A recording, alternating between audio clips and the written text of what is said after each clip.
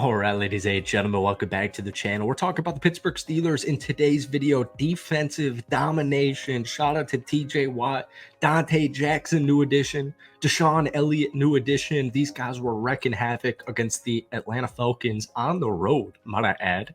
As we know, Russell Wilson, the starting quarterback, injured with that calf injury. So Justin Fields, the backup QB, was the quarterback for today. And, I know like Sam Darnold over in Minnesota, maybe he was going to lose that job to J.J. McCarthy. Probably not at the same time. Just the sole fact that the Pittsburgh Steelers deployed a backup quarterback today and won the football game. And, the final score was 18-10. The Pittsburgh didn't score a touchdown. It was not perfect. But just the fact, like all 32 teams in the National Football League, if your starting quarterback had to miss week 1 and you had to deploy your backup QB and you came away with that victory, everybody's going to take that. So welcome back to the channel. Obviously, we're talking about the Pittsburgh Steelers versus Atlanta Falcons in today's video. But before we do, if you guys enjoy it, be sure to hit that like button, hit that sub button for daily NFL content, a ton of Steelers videos every single week. Steelers fans, if we could try and get this video to 500 freaking likes, that would mean the absolute world to me. No better way to start off the season. Dominated time of possession, 36 minutes to 24 minutes, 8 of 17 on third down conversions. They held Atlanta to just 2 of 9 on third down conversions. They had 270 total yards of offense, once again, with backup quarterback in Justin Fields. And more importantly, they gave up only 226 yards of offense to the Atlanta Falcons. Captain Kirk Cousins, first action since that torn Achilles last year for Minnesota, he had 155 passing yards. Justin Fields outpassed Kirk Cousins by 1 yard today. And just in general, they only gave up 89 rushing yards. That is a phenomenal statistic. Pittsburgh ran for 137 rushing yards. Now, it wasn't perfect. Pittsburgh did have 9 penalties for 60 yards. It was all over the place, whether it was offensive pass interference. I thought that was a little BS, whether it was false starts or holdings or what have you. There were way too many penalties. And it's just kind of funny. Justin Fields started the game off with a fumble. He ended up recovering it, but as we know, with Justin Fields averaging 1 fumble per game, I think up until this season, he only lost 13 of, it was like 36 or 39 total fumbles. Still not ideal. And then he threw a terrible pass on second down, but they still made it work. Justin Fields got in his groove, rushed for a first down.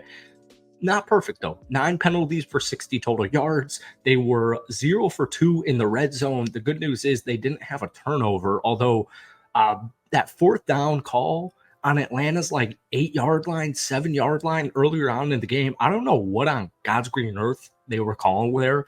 They could have made it an 18-10 game at that point, and then Chris Boswell's last field goal, the final score would have been like 21-10.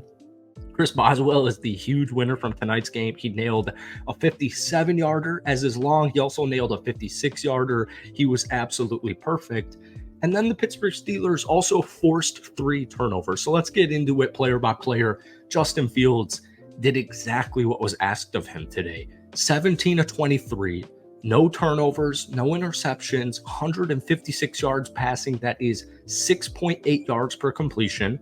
0 passing touchdowns. Pittsburgh didn't have a touchdown on the day, but with a backup quarterback especially, I'm going to take a win because a win is a win. And Atlanta's one of these teams that made a bunch of defensive strides. Matthew Judon, Justin Simmons. I also think they're just kind of an underappreciated defense in general. Justin Fields did his thing. Najee Harris, 20 carries, 70 total yards, 3.5 yards per carry.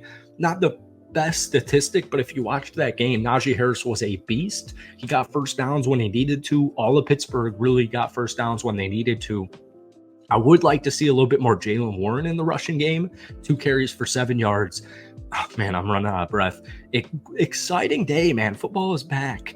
But you also have to factor in Justin Fields is a phenomenal rushing quarterback. So he had 14 total carries for 57 yards, averaging 4.1 yards per carry.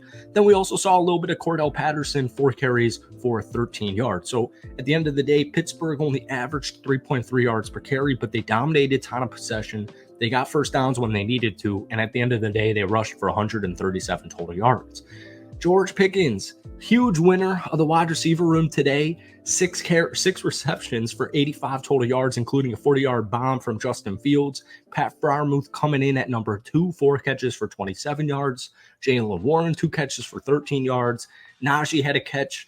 Calvin Austin had a catch. Darnell Washington had a catch. And Pruitt had a catch as well, but they were all for less than 10 yards. So, once again, I'm not freaking out. And then also wide receiver number 2, Van Jefferson, had 2 total targets on the day, 1 catch for 1 yard. So not the best receiving day unless your name is George Pickens. But once again, backup quarterback in Justin Fields, he's never been known as this 350 passing yards a game type of quarterback. He's more of a dual threat guy, as we saw today.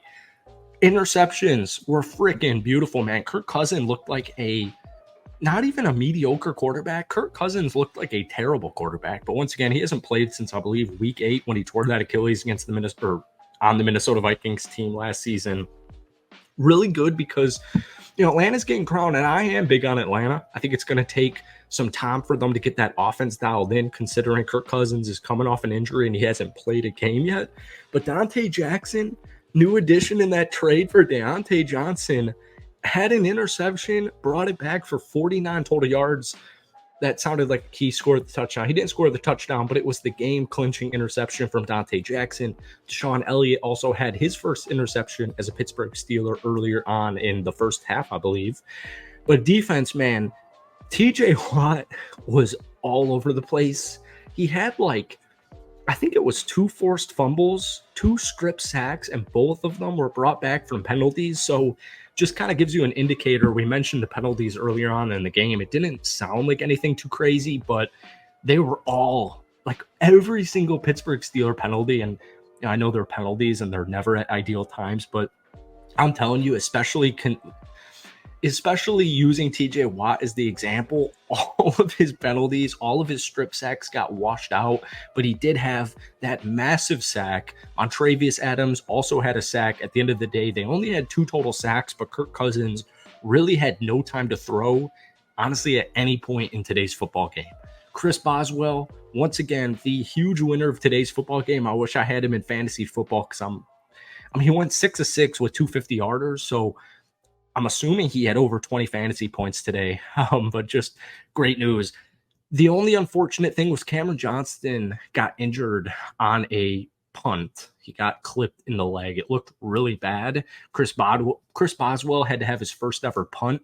That's the only thing I'm keeping note of heading into this upcoming week is what's Johnston's status. But folks, at the end of the day, it wasn't pretty. It wasn't perfect, but the offense did what they needed to do, and the defense did even more than they needed to do. This is going to be a 10-win team. Put it in pen, and it is a huge sigh of relief considering how the preseason went. And even if we throw the clock back 365 days ago against San Francisco, this is a great way to start the season. So thank you guys for watching. Hit that like button, hit that sub button for daily NFL content, and let me know your thoughts on the Pittsburgh Steelers win down below.